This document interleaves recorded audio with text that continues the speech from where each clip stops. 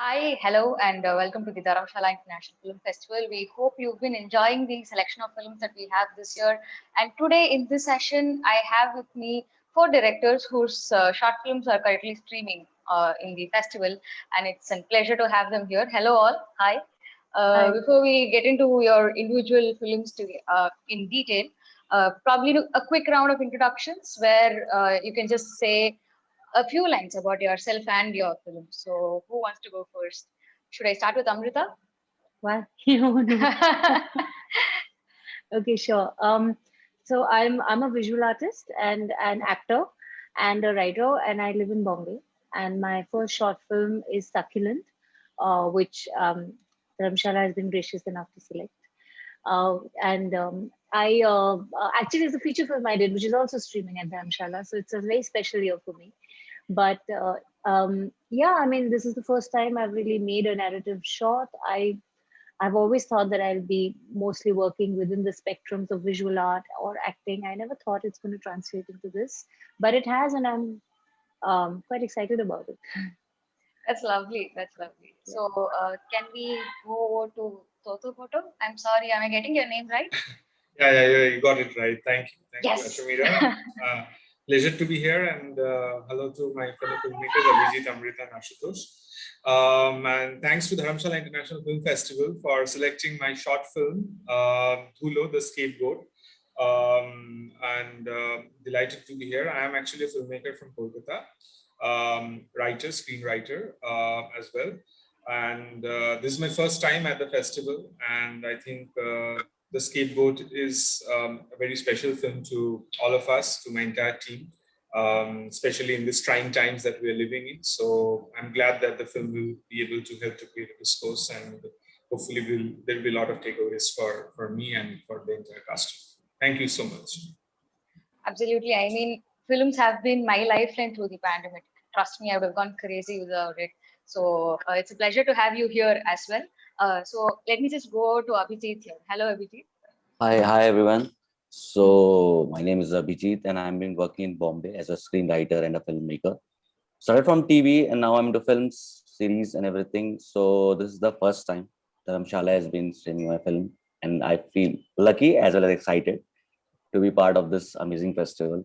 So the film is Jugnu, Firefly. It's about a girl in a rural area who's very adamant about her education and what all she goes in her life to get a small shoe just to go to school and teach her younger brother.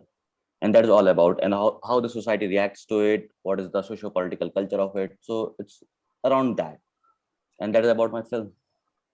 Amazing, amazing. And then we also have Ashutosh. Hi. Hi.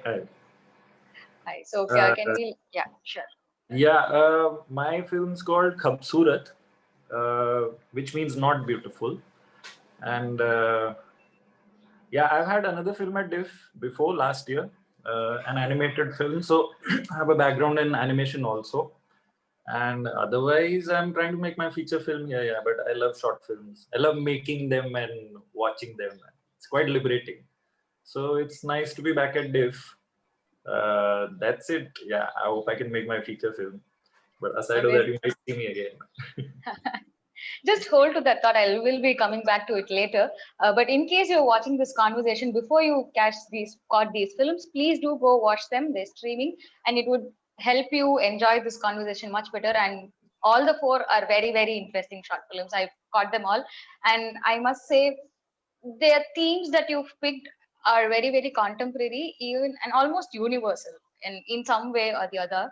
And I'm not sure if all of you have had the opportunity to see the other films. I'm lucky enough, I guess.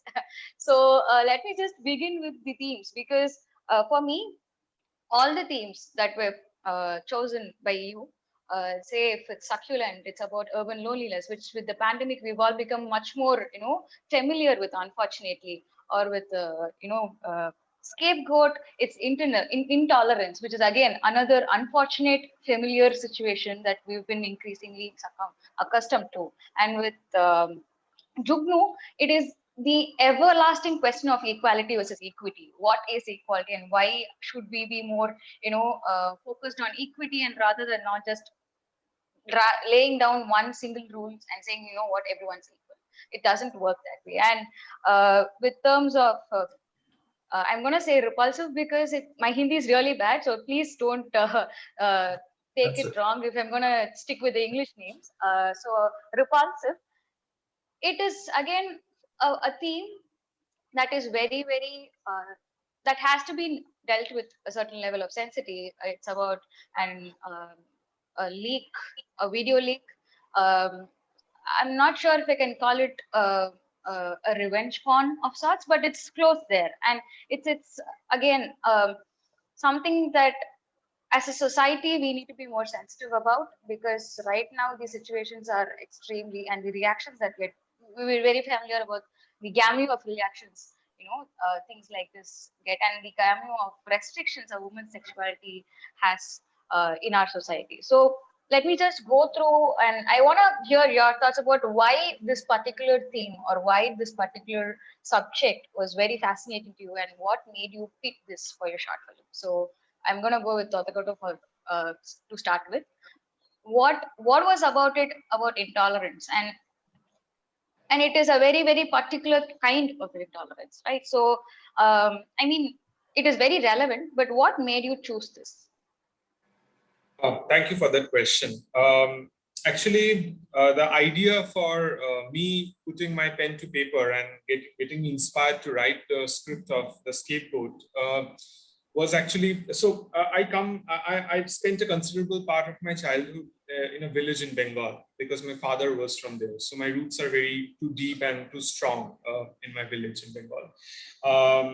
So every year, usually during the Durga Puja, which is the festive time for the Bengalis, we go there because we have a local club there where we, celebrate Durga Puja. And other than that, I spend time with my, a part of my family there, my sisters. And so when I went there and I have a camera with me and I go around talking to people, taking pictures, suddenly when I, the year I made it, that is, I shot the film in the end part of January 2020. So just before the pandemic, actually. So the previous year when I went there and I was speaking to the residents of the village, it started as a casual talk, but when the more I asked about their lives, about their well-being, most importantly, the Bengal elections were coming up, which we had earlier this year. So I was talking to them about that, and then suddenly they started opening up. The women of my village started opening up to me, and these are women I have seen while growing up. So the change I was asking about over the years, their lives, their relationship with their family, immediate family, relatives, and all that. That laid the foundation of the script, and I took notes. I recorded those interviews. I put together my notes together. And when I came back to the city in Kolkata, I started writing. I saw that I have a story here. I really need to address this issue, and what better than to address it through a film to create a discourse, because their story needed to be told. So the characters that you see in the film are actually taken from real lives. And then of course the whole thing just before we shot, the whole NRCCA outrage happened, and incidentally when we were shooting the film The Scapegoat, that time the Delhi riots were happening as well. So all of that culminated together in me, and Ali Akram, who acted as Asif Ali in the film, the Muslim husband. I saw him very frightened during that time. And while we were doing stable reads for the film, he said that, what if I don't see you a month later? I said that, why do you say that? I mean, come on.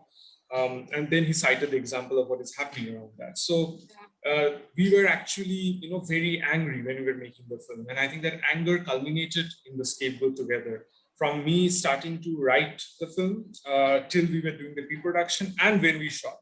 And it's still ongoing, and what we saw while we were doing the post-production, because it stopped for a while because of the pandemic, the Bengal elections came up and the COVID cases started to rise. So throughout, from inception stage to the post-production, that entire thing, there was a shadow lurking on me, on all of us. So that I think really came together in the film while I was making it. And I think hopefully that comes across, and that is exactly what I wanted to say. And the main thing was for me, this is a story of a woman standing up for another woman more than anything else. But with the context of the times that we're living in. So I think that is where I was coming from, and hopefully we stick together as a community to make it a better place. And that is what these are the takeaways that I wanted people to have. So it came from within. Okay. And talking about women sticking together for women, another common thing with all the 4 films is that they have female protagonists. And I'm going to come back to that later. But right now, let me just go to Abhijeet and ask what pushed you to take this particular theme, because what it the fact of the debate between equality and equity has been around forever, and somehow we've still not gotten a hang of it. And the idea of basing it on something as basic as a pair of school shoes, or how it's important for that kid to get her education was simple yet very effective. So I would really like to know your thoughts about how it started off. So Jugnu came out of a feature script I was writing. It was also based on education.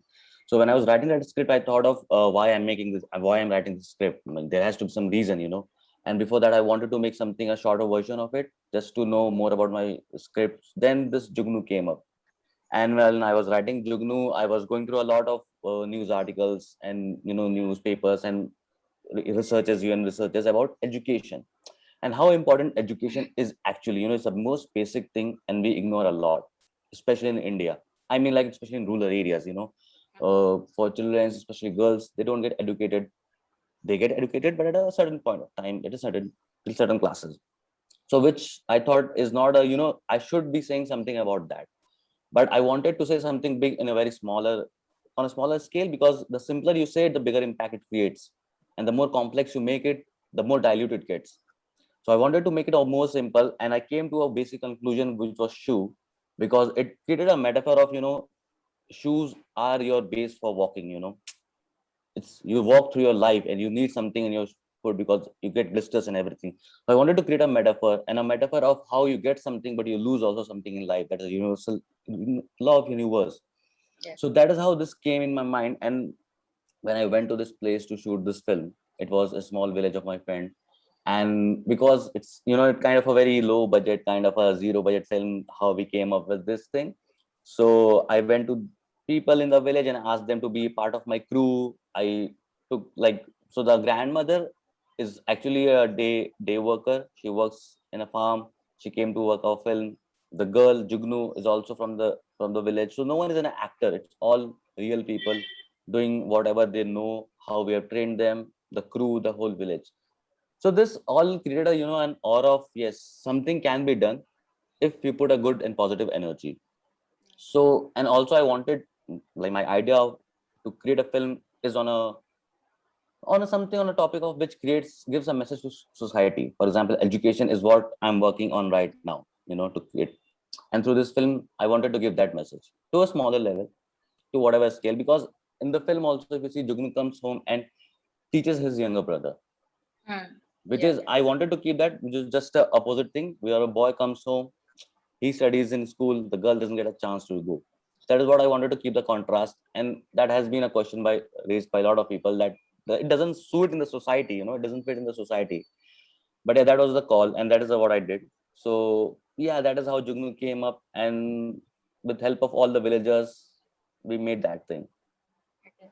What I found was very interesting with your film is your usage of black and white, and the merging of color with the other vignettes of the Gangu. And there's this particularly lovely shot that I really liked, where the grandmother is tracing her feet, and there's a beautiful blend there, where usually when are women in occasions, like festive occasions, tend to sit in that position, whether it's their puberty or their marriage, and you see this tracing of the shoes beautifully blending into that zone. I really like that shot. So I just wanted to say that before I go on to Ashutosh here, and I'll come back to you on your your film. So Ashutosh, uh, Yeah, how yours was the shortest film of the four, really. but yeah, it is. But in 15 minutes, I think it was a very, for me, it stayed longer. I mean, longer than some feature films have actually stayed in my mind because of the theme that you've chosen. And you said this was part of a feature film that you are also writing. So, can you tell us more about it? Yeah. So actually, the thematics are similar to the feature that I'm writing. Okay. This first feature of mine is being produced by Vikramaditya Motwane. So somewhere the need to make a short film also had come from there. Aside of the fact that what I'm writing about has been in my mind for some time. So I'm basically exploring themes about self-image, but through relationships, because it's the one you're the closest to you seems to reflect upon who you are. You take your cues from them, and somewhere I see that as the origin of all trouble. Like body images or even political concepts come from you thinking of what the person in front of you is saying about you.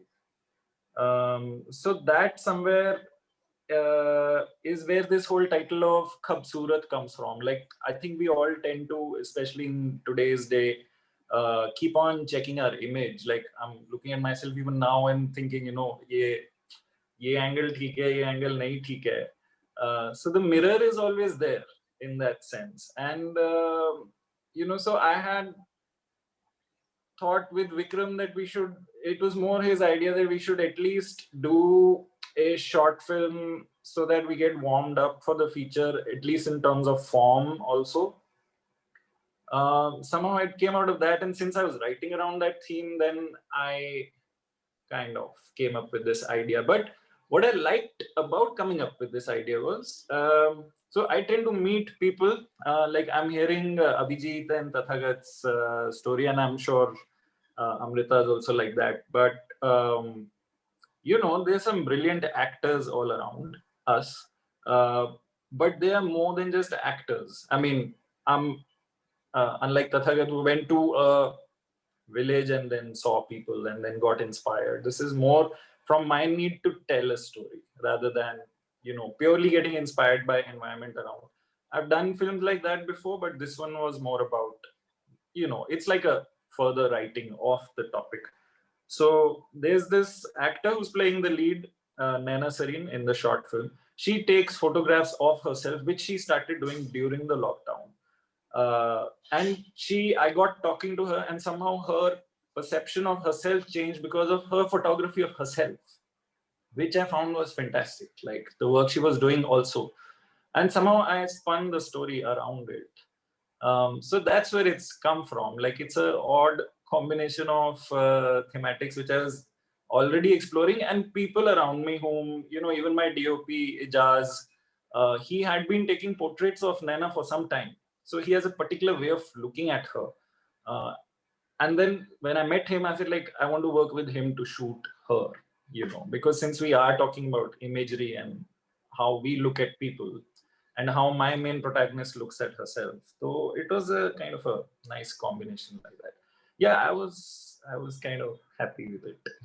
I don't know what people think when they watch it. It was You know interesting. what I really liked, or what I found interesting about your film, was the tone that you picked, to say what you wanted to.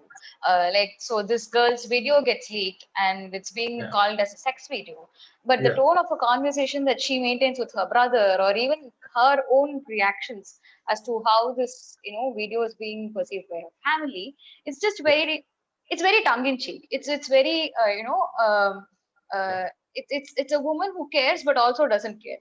And yeah, the final dance bit that she does, it yeah, was really really cool. And I was like, wow, it's like yeah, it's like the metaphor that Abhijeet was talking, like, to the a way to say that, what, I'm going to do what you want, and what kind of repercussion that gets was really really fascinating. So what went behind fixing this tone, and is this the same tone that you want to have for your feature film as well? To an extent, the form of the film rather than the tone, I would say, is closer to how I would want to shoot the feature. They're quite miles apart in terms of the setting, but this was also, I mean, how I'm clubbing them together is I'm calling them portrait films. I don't know if that makes sense. Like, you know, I don't have much of a landscape or to tell you a, you know, 20 location wala kahani, and you know, something's going to romanticize something. You're going to be looking at somebody's face, which I find fascinating. But you know, it's a task to do that over the course of 90 minutes or even 15-20 minutes. Like, how do you make a person interesting so that removing that filter, but at the same time it's cinema, so it's obviously slightly exaggerated. You know, it's not a YouTube video by shot by somebody. You are interfering with your sense of design. So I guess somewhere, you know, thinking along those lines, it is a direction of what I would do with the feature also. Yeah, on the other hand, I tend to write a lot of, like, I come from, you know, cartoons and animation and stuff like that. I'm a joker myself, I think, but so, you know, this is a pretty serious film also. So I just needed to see if I can put a thought forward, which is a, you know, devoid of humor per se, but more full of reality, honesty, like, you know. So this tongue-in-cheek thing which you're saying is also an observation that, you know, most violent things are very banal. You know, that we tend to see or project violence as something which is happening, somersault ho raha hai ya kisi ne car crash kiya. But in our daily lives, the most violent part of your day is a casual drop of a word from somebody, you know. So that's somewhere, maybe that's where the tone of the scenes is coming from. Like, it's under your skin all the time, the thoughts which you have, the perception, how you hold yourself. And I like observing it. Like, I think if you observe and capture it long enough, it becomes evident as a thing. You start seeing it maybe as the audience. So that's where it's come from. That's a lovely observation, Ashley. Thank you so much. And with that, I'm going to ask Amrita, because with Amrita's film, I think it's the most personal of the lot. Personal in the sense that, at least for me, it was very, very close, because, as I was saying earlier, with the pandemic, loneliness and also loss and grief is something that uh, we've been dealing in unprecedented amounts, and the scale is so huge that none of us know how to deal with it.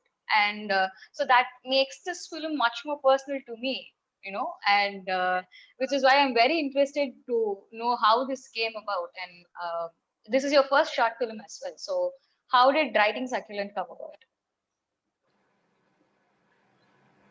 You're on mute. Sorry, I was on mute. So actually, it started in 2018. I was rehearsing for a play for 2 months, and 10 days before the show, I got dengue and I couldn't do the play. So I was in that phase where I said, I'm just going to write my own play. And I started writing this in the form of a play. But then, as and when I kind of explored the idea, I was initially about a man and his dog.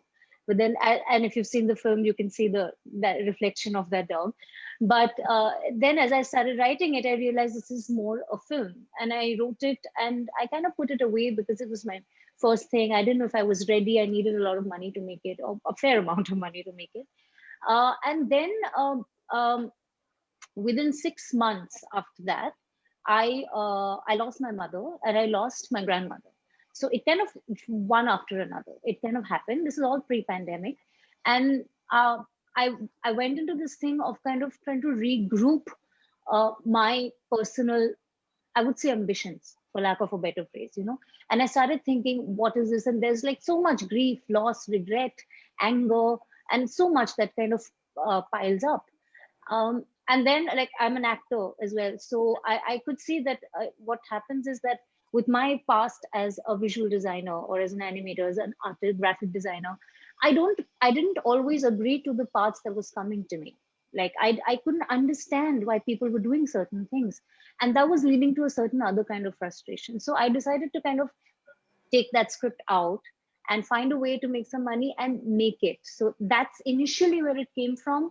but the grief and the loss kind of egged me forward, which is all like pre-pandemic. This was shot like pre-pandemic in 2019, end of 2019 actually, and then the pandemic kind of kicked in. So so as I was editing is when the pandemic is going on. So I could see these ideas of loneliness resonating, and I could see why you would want to like I grief is very unpredictable.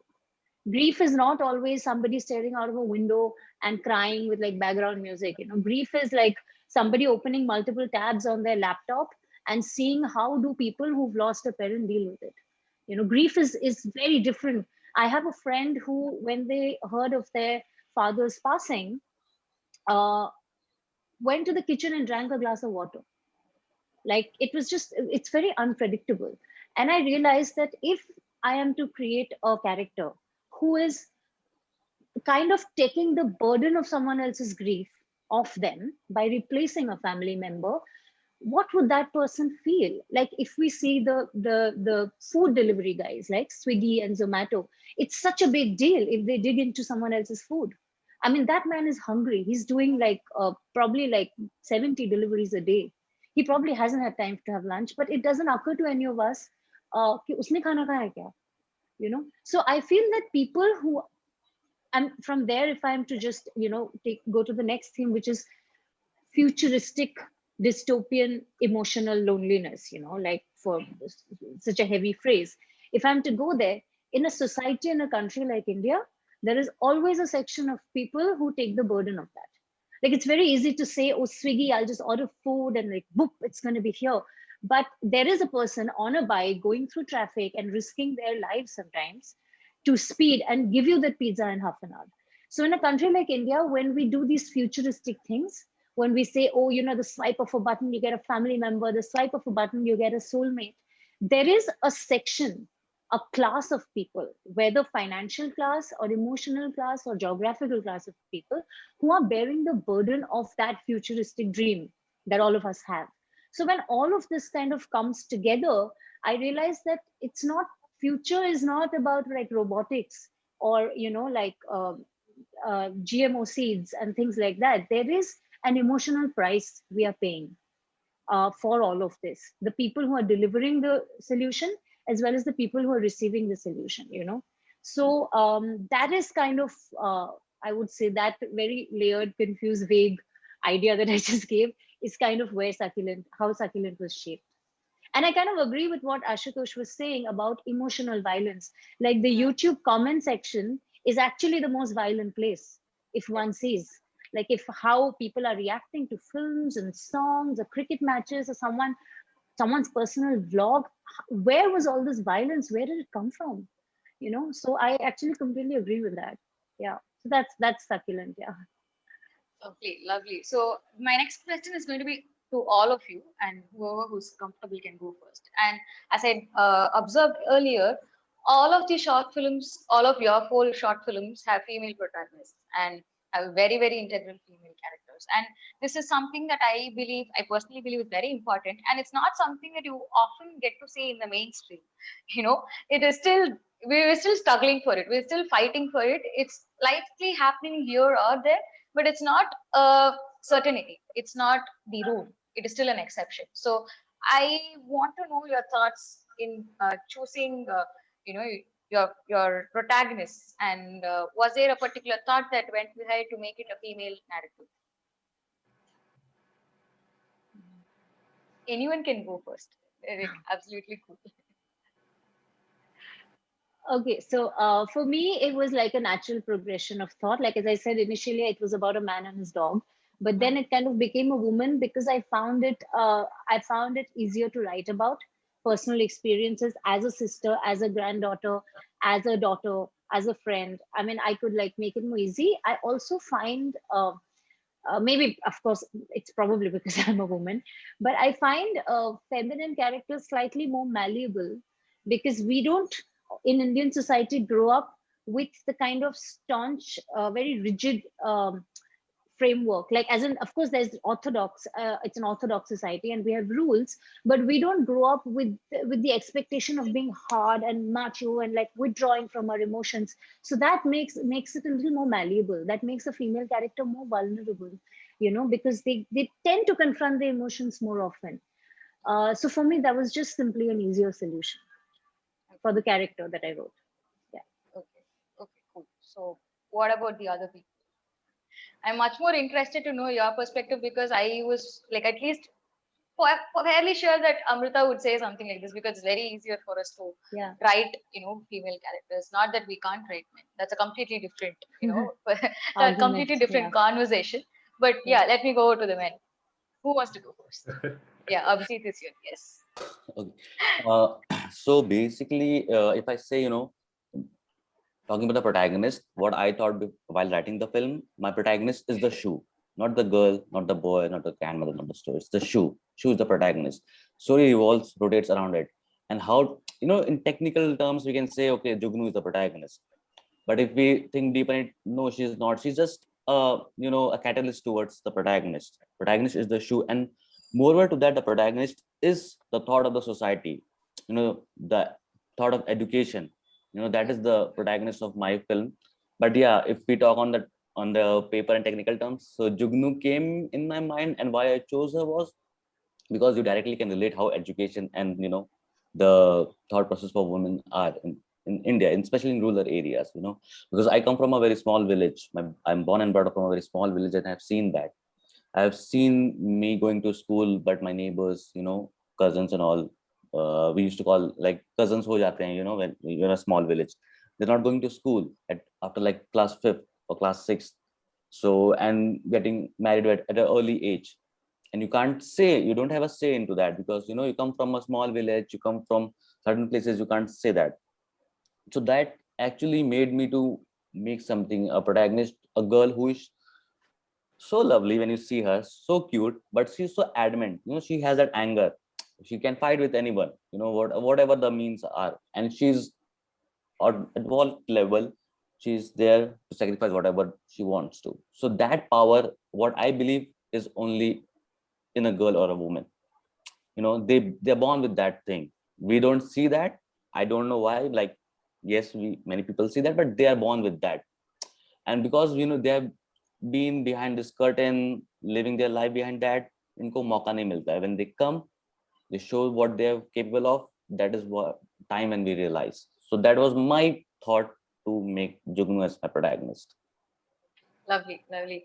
And Tathagata, as you had mentioned earlier, your story was not just about having a woman protagonist. It was also about, women backing each other, which is another thing that is very, very needed on Indian screens because, there's this huge tradition of making women enemies of each other. And even, off screen, you just, the kind of comments and the kind of reactions that you get about women being friends is very silly if you think of it. It can't work that way, but somehow it's the stereotype, right? So I felt that your film broke that in a very nice way where it's not just about intolerance, it's also women backing each other, which is something that is fortunately rising. People are fighting those stereotypes. So what went behind that? It's very funny that you asked this question because after after I made the film and showed it to a few people, they pointed this thing out, but that was not at the back of my mind while writing it. I mean, Okay. thankfully when I was actually getting inspired to write the film, as I told, as I said that. When I went to the village, I talked to the people of my village, that the women of my village, that they are like that only. They are there for each other, like when I go to relatives' home or someone's home, their immediate neighbors come over, like they talk to each other. We talk on about ourselves, about our lives and all that. So it's something that I saw first, so it's not that I was consciously trying to do that. When I did it and people reacted the way, so I was actually taken aback that, oh yeah, I didn't think that, it's so true. And it's a funny thing that the women who are part of my films, I mean, there are many other, people you see when there is a scene, of course, not giving spoilers, but there is a scene where the protagonist actually goes around on a cycle doing something in the film. And there are women watching her, and so they are the people from that village, and it's their story actually, which I was trying to tell. So incidentally, they consume daily soaps in their leisure time, like in those in television. It's still a very big thing there, and that's the form of entertainment. Yeah. And in some of those daily soaps, I know the kind of portrayal that you're talking about is still prevalent. But actually, not they just are not in daily like soaps, by the way. So they actually consume that, but they are not like that in real life. They are exactly the opposite. So, which was kind of interesting thing. But I think I was not conscious about this portrait. I realized it later after making it. But actually, since thankfully I was actually getting inspired by their accounts firsthand, it was very organic in the script, and it didn't strike to me that I mean, this doesn't happen much or things like that. It was very organic, and I think I'm glad that it was like that, because that's how the whole thing was very free flowing. I would like to believe that that's how it came together in the film as well. So yeah, that's my comment. Lovely. Okay. Ashutosh, what about you? And especially when you talk about emotional violence, was it a natural choice for you to have a female protagonist, or was there thought behind it? What went behind it? See, again, like I said, the practicality of making this film also partly dictated what its form was. My feature is also led by a woman, but I'm thinking now, now that you asked the question, why was it a woman protagonist? I mean, I'm surprised that I'm still don't have an answer for it. I tend to think, in the sense, I think you have questions as a writer or a filmmaker on themes, on whatever. These are larger questions, and those questions and their answers change over time within you. And the story that you tell is best told from which protagonist, male, female, trans, whichever way. I think that becomes secondary. You tend to have an instinct to locate the story in that place where it will have the maximum possibility to come to light. I mean, in this case, this is how this happened. And, like I said, I was already meeting Nena and looking at her work, and that it was at the back of my head. Other than that, now that you asked me this thing, there are a couple of other scripts which I've written, which have been exploring male sexuality, like as a gender stereotype, but through comedy. Like, I mean, exactly this panel. Isn't it strange that three men have made a film about women by itself? I think is a strange question, because we probably also represent a majority of men who have come up with very strong women. I don't know how it is with Tathagata and Abhijeet, but I find them very interesting characters, and they have honestly, the men folk are, like me, we're just very straightforward and boring. So all the very strong women in my life. So it just tends to be maybe a kind of an intuition. You tend to sense them more. They are more expressive, any which ways, easier characters to write. And since I'd written a film about a kind of a guy's perspective of this is about a few years back, another film that didn't get made, as many don't. Then this was, I think, a further extension in my head of looking at the other side, like what are women thinking, what are they doing? So from somewhere like that, it's come about. But I do still think that the men who have a misogynist way of looking at women and talking about them, they are not the majority. They're the ones who are coming up in media. I do believe, yes, lots of change has to happen even in my house. The idea of equality, the modern conversation becomes very subtle, but it's all there, right? More you go to villages or maybe whatever, even in cities, it's easier to identify the divides and the history that's coming up, which is causing that divide. But the more modern you get, the differences are so subtle that you actually have to open yourself up to another level to do that. And it sometimes just seems as something not needed. Like, we are just okay. Why do I need to acknowledge that little 1% extra about you as a girl?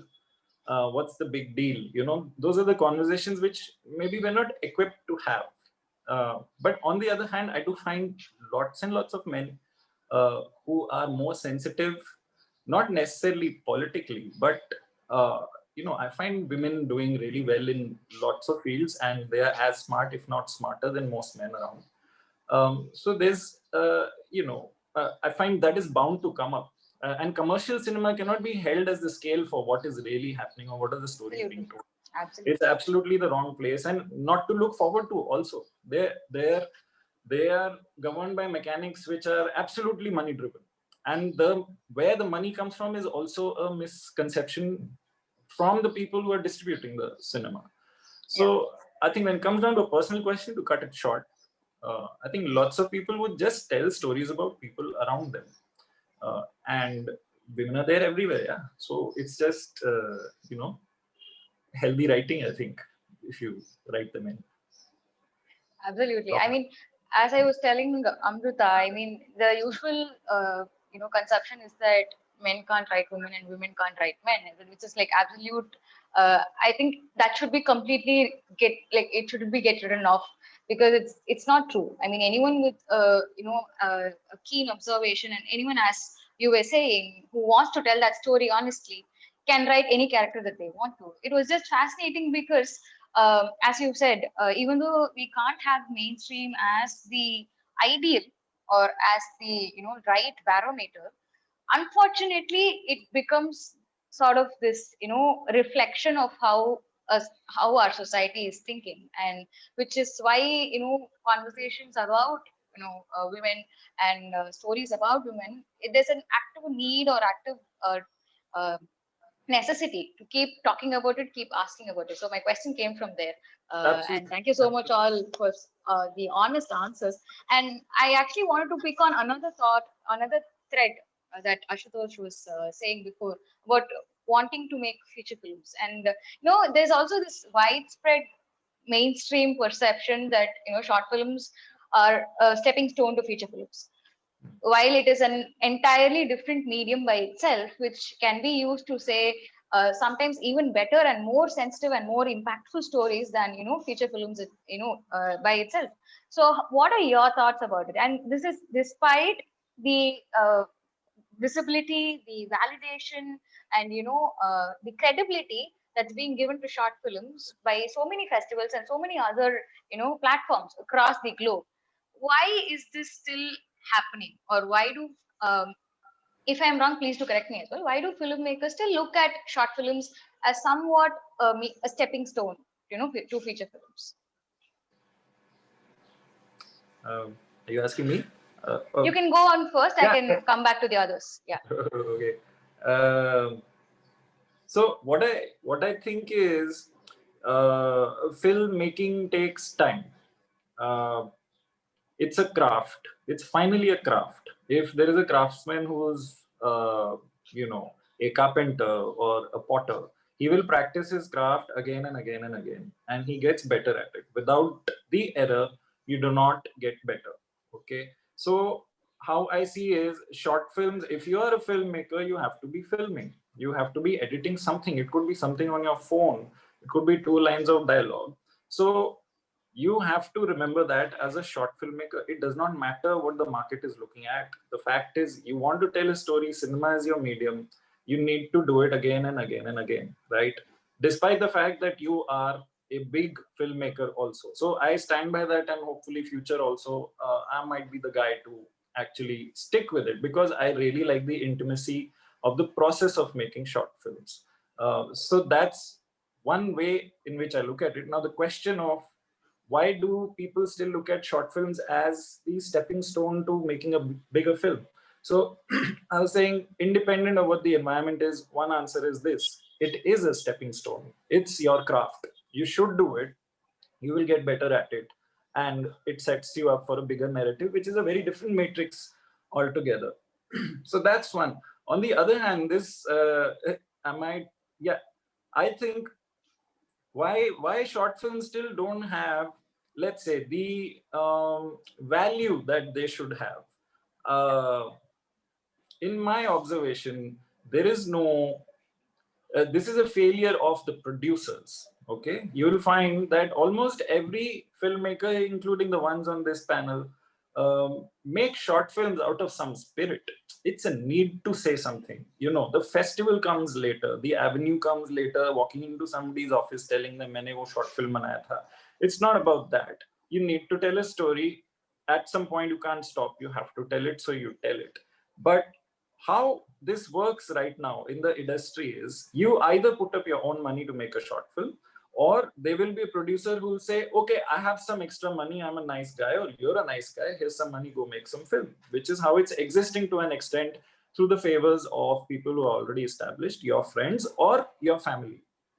This, but it stops there, and this is what I think is a problem. Now, as a producer, I think they should not be looking to make a buck out of this, because you see the avenues which are open to short films are commercial avenues. These are people who want 20 million views on YouTube, and stories which are designed with that are only going to be formatted for what a feature film in the distribution market is. These are not stories which are otherwise being made. This is not our voice. So what can you do to change the environment is to take short films as a learning program.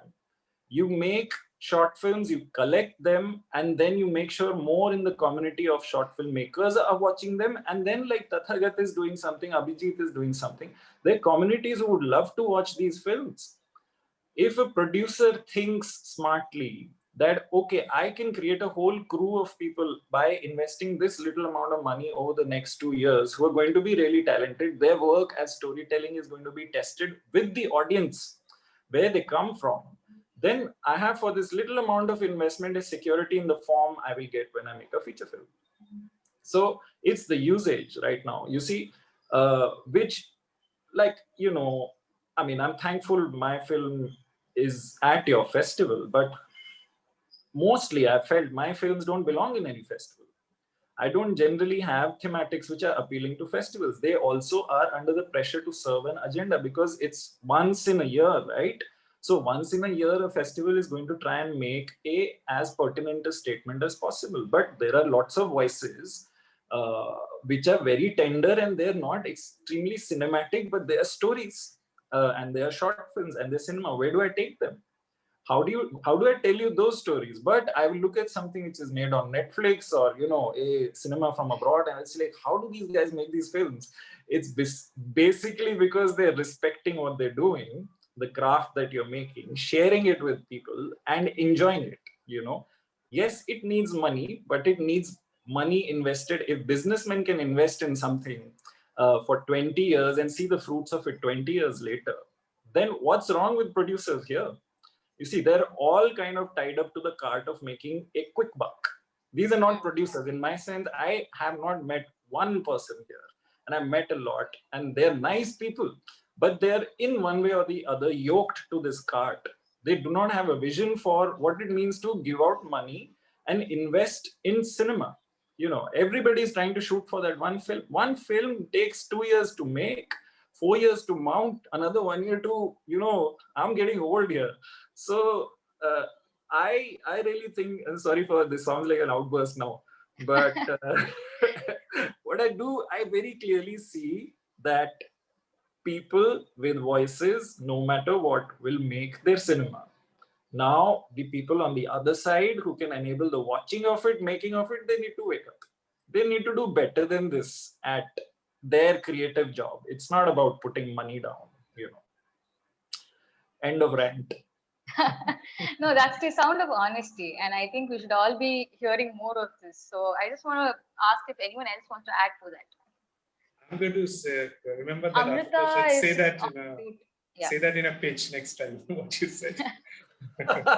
I'll be kicked out. Yeah. No, I mean, I guess I was just a couple of things. Like, firstly, so I totally agree with what he's saying. I mean, with everything that, of course, the producers need to wake up. It's always like, who's going to buy your film? How are you going to recover your cost? I'm not doing this to recover cost. I'm doing this to tell a story, the compulsion to tell a story. But I mean, a couple of other things that I kept thinking when people keep asking me, when are you doing your feature? Like, that question. I am going to do a feature, but I also plan on continuing to make short films, because there are short stories and there are novels, and they kind of coexist. The second thing that people ask is, okay, it's a stepping stone to feature films. I feel like uh, um, uh, that's not just something that happens to filmmakers. It happens to everybody. An architect would like probably make like a smaller structure, and then a flat, and then a housing society, and then a colony, right? That's how they would progress.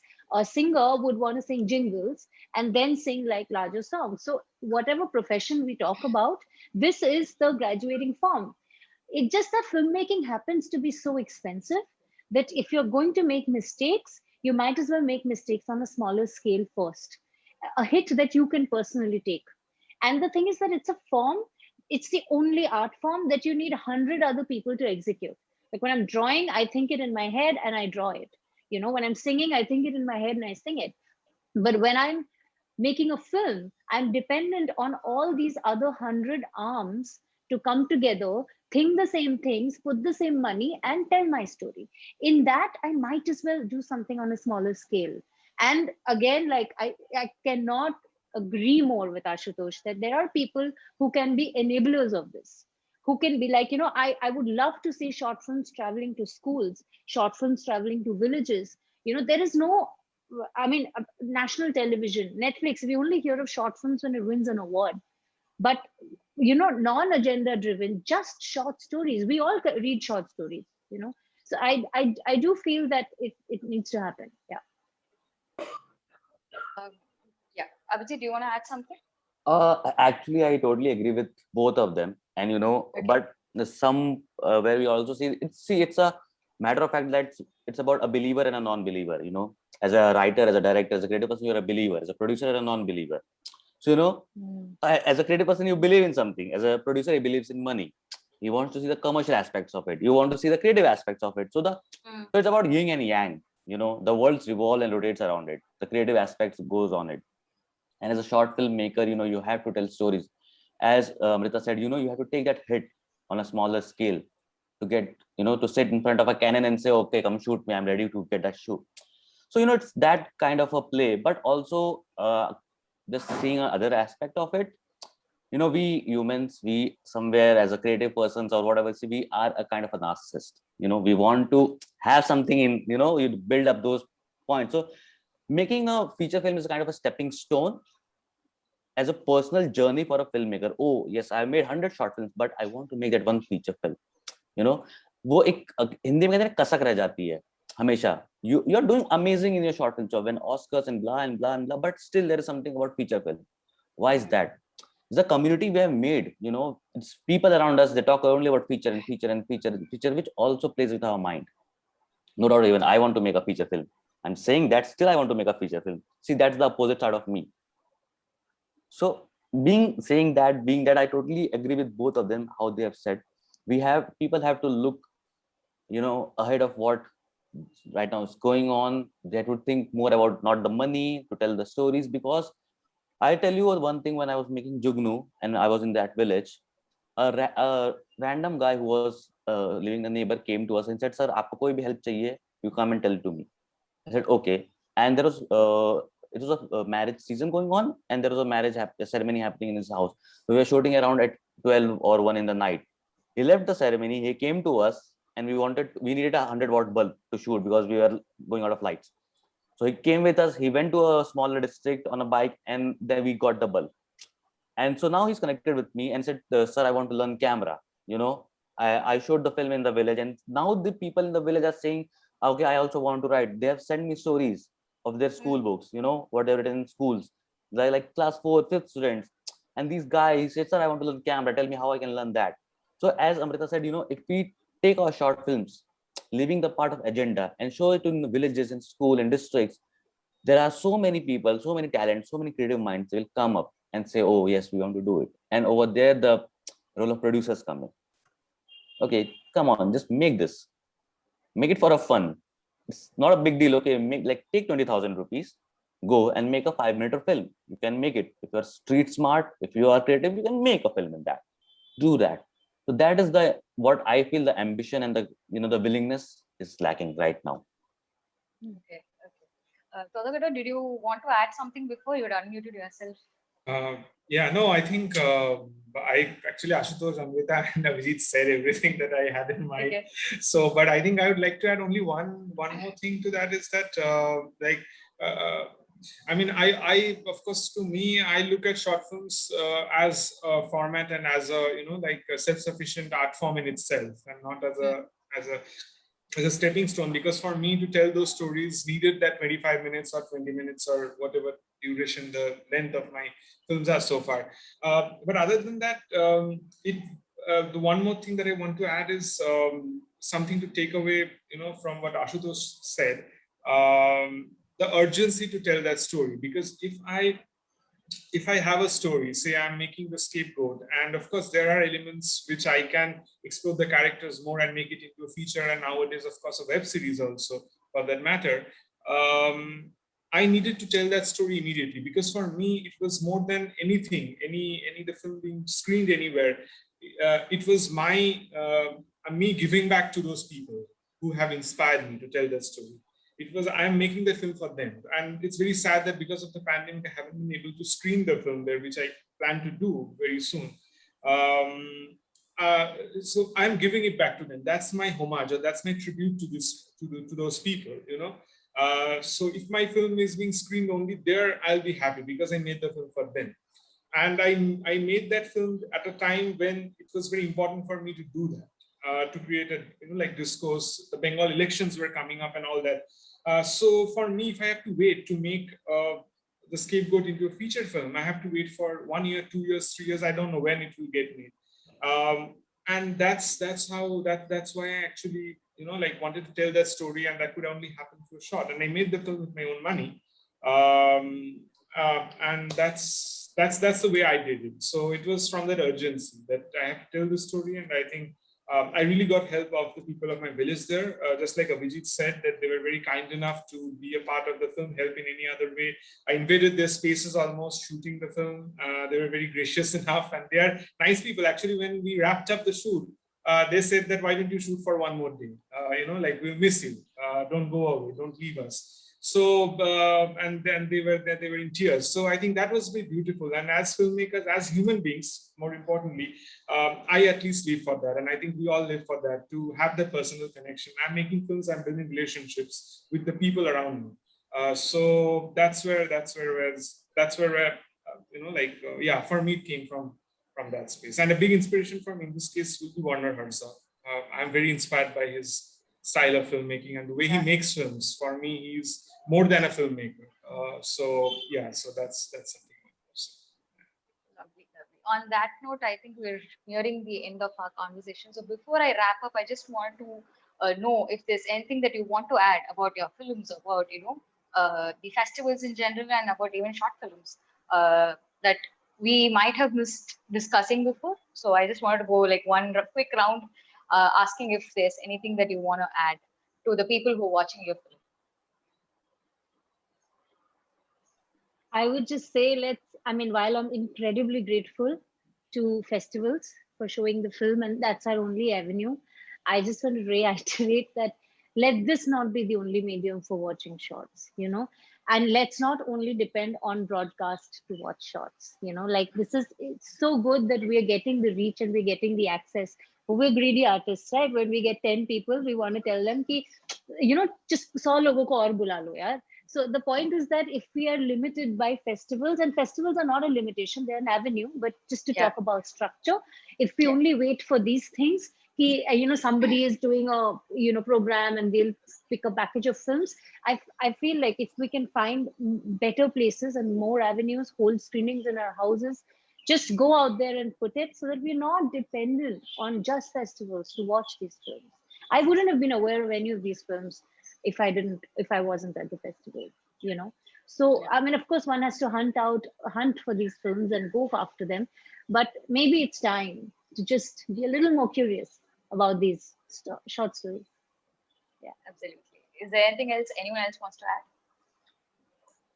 I think I would just, I mean, I absolutely agree, Amrita, and I would say that thanks to DIFF actually for building a community, which is very important. And at a time like this, especially realized that over the last 1 year, when the pandemic hit, that we really need to stick by each other and be there for each other and help each other in any way possible. Because suppose if tomorrow any of these wonderful filmmakers want to shoot something in Kolkata, they're most welcome to hit me up, and definitely connect with resources there. And I think similarly, if I'm shooting any of the other cities, I would of course be needing help to connect me with some talent there, local talent there who can help me to make the film that I want to make. So I think as a community, this is what DIFF is doing essentially, is bringing us all closer together and forming a community of filmmakers. So that is very important. Other than, of course, scouting for films, as Amrita said, and finding the shots or features, documentaries. This is really wonderful, and that is where festival also plays an important part. And I'm glad that in a time like this, when in-person screenings are still, like we're still struggling to achieve that full-fledged, online festivals are happening. When pandemic hit and film festivals, like halted for a while, and then festivals started happening online, I thought that how can this happen? How can film festivals be online? But then we adapted to the new normal, as they say, and here we are, and it's very successful, and screenings are happening, films are being watched. So building a community, and I think watching films and finding new films and new talents, actors, as Ashutosh said, that some incredible actors are acting in some of these films. So hopefully, reaching out to them and working with them together in the future. Absolutely, absolutely. Lovely, actually. Abhijeet and Ashur, do you want to add anything? No, I don't have any more things. I might have said too much. They have kind of summed it up very nicely.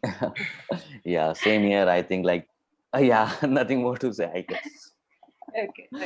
Thank you so much for the four of you for being part of this conversation, and also for your films. As I observed earlier, they were really very, very interesting, and I hope the DIFF festival becomes an avenue for people to actually reach it, and see the kind of the experiences that you've created, and also for your absolutely lovely, insightful, and honest answers today. And I think I'm taking something back with myself, in terms of creativity and passion. So thank you so much for your time. Thank you so much for your answers. And I hope we get to see more of your films, and very, very often.